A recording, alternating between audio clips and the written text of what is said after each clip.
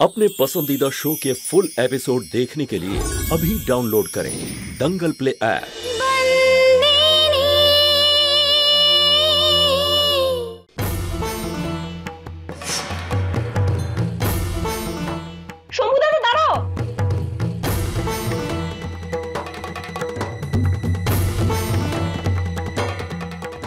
তুমি এভাবে বাড়ি ছেড়ে চলে যেতে পারো না। দাও এই জিনিসপত্র আমাকে দাও। না মালকিন, আপনি আমাকে আটকাবেন না। অনেক কঠিন পরিস্থিতিতে আর অনেক কিছু ভেবে আমি এই সিদ্ধান্ত নিয়েছি। তুমি এভাবে বাড়ি ছেড়ে চলে যেতে পারো না।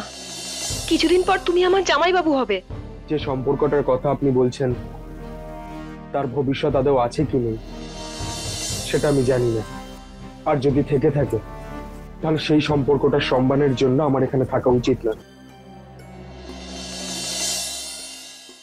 দাঁড়াও শম্ভু, আমি হচ্ছি এ বাড়ির মালকিন। তোমাকে হুকুম দিচ্ছি, তুমি এভাবে বাড়ি ছেড়ে যেতে পারো না।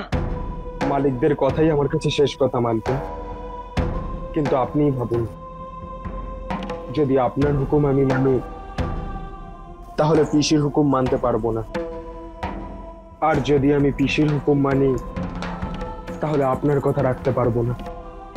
এবার এরকম একটা পরিস্থিতিতে আমাকে ফেলবেন না। দুটো হুকুম একসাথে আমি পালন করতে পারবো না।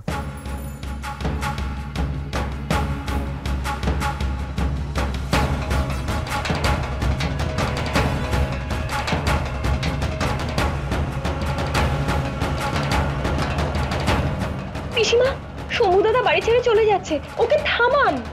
যদি কাউকে চলে যেতেই হয় তাহলে আমি আর খেমি দিদি চলে যাচ্ছি। দিদির জন্য যদি কেউ বাড়ি ছেড়ে চলে যায় তাহলে সেটা না দিদির ভালো লাগবে না আমার।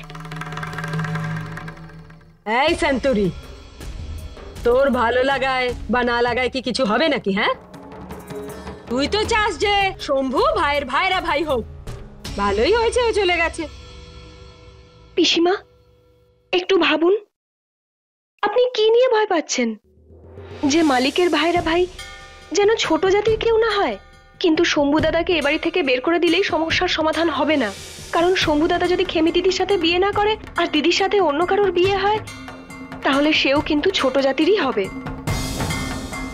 পিসিমা, শুধুমাত্র এই জন্য খেমি দিদি সারা জীবন কুমারী তো থাকতে পারে না, না?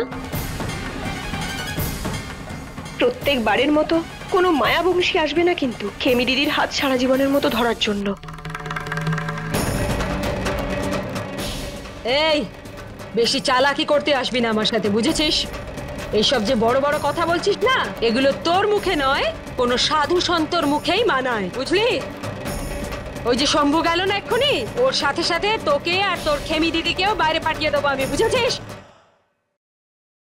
আমার মুখে মুখে কথা। হ্যাঁ পিসিমা, পিসিমা আমার কথাটা তো শুনুন। পিসিমা দাঁড়ান।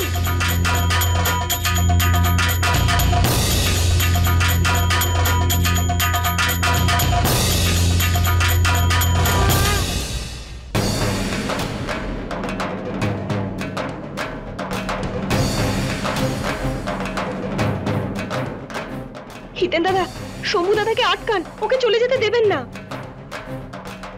না, শম্ভু চলে যাচ্ছে খেমির সম্মান বাঁচাতে, ওকে যেতে দাও। আপনি দিদির বিষয়ে ভাবছেন, শম্ভু দাদার দিকটা একবার ভাবুন। খেমি দিদি এবারই অতিথি, কিছুদিন পর এখান থেকে চলে যাবে। কিন্তু শম্ভু দাদা, ও তো কত বছর ধরে এ বাড়িতে কাজ করছে। উনি এবাড়ির সকলের সেবা করেছেন। এবাড়ির অতিথির জন্য এবাড়ির সদস্য যদি চলে যায় এটা ঠিক হবে না।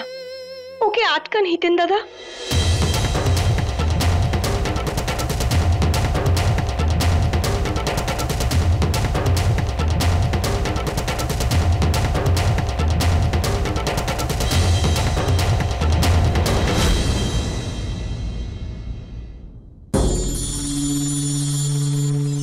খেমি দিদি, তোর যৌবন যদি এইভাবে উঠলে উঠছিল তাহলে তুই আমাকে বলতে পারতিস, শম্ভুকে তোর বাড়িতে পাঠিয়ে দিতাম আমি। কেন আমাদের বাড়িতে নোংরামি করছিস? এই আমাদের উচ্ছিষ্ট খেয়ে বেঁচে থাকা এই নিচু জাতির ছেলেটা ও হবে আমাদের আত্মীয়? শম্ভু, তুই এটা ভাবলি কি করে? তোর এত বড় স্পর্ধা, তুই আমার ভাইয়ের ভাইরা ভাই হবি? ভাই যতদিন না ফিরে আসছে ততদিন এরা দুজন একই ছাদের নিচে এই বাড়িতে থাকতে পারবে না, আর এটা আমার সিদ্ধান্ত।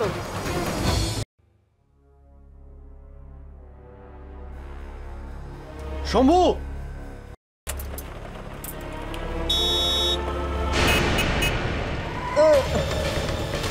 শম্ভু!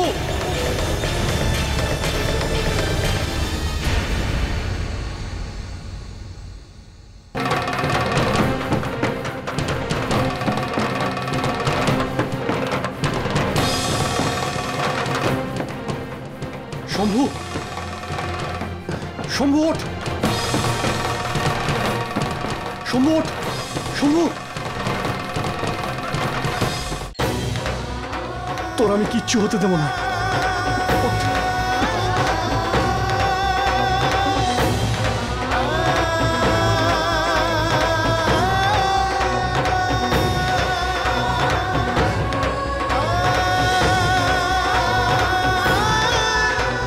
গাড়ি দাঁড় করান, গাড়ি দাঁড় করান। এর অ্যাক্সিডেন্ট হয়েছে, মাথা ফেটে রক্ত বেরোচ্ছে, সামনে হাসপাতালে নামিয়ে দিন। ঠিক আছে, বসুন।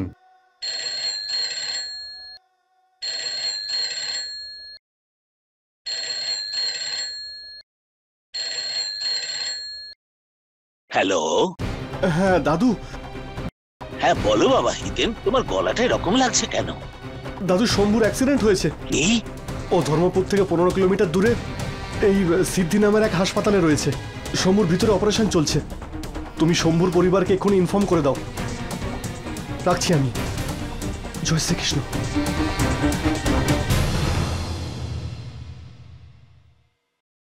শম্ভুর অ্যাক্সিডেন্ট হয়েছে। কি?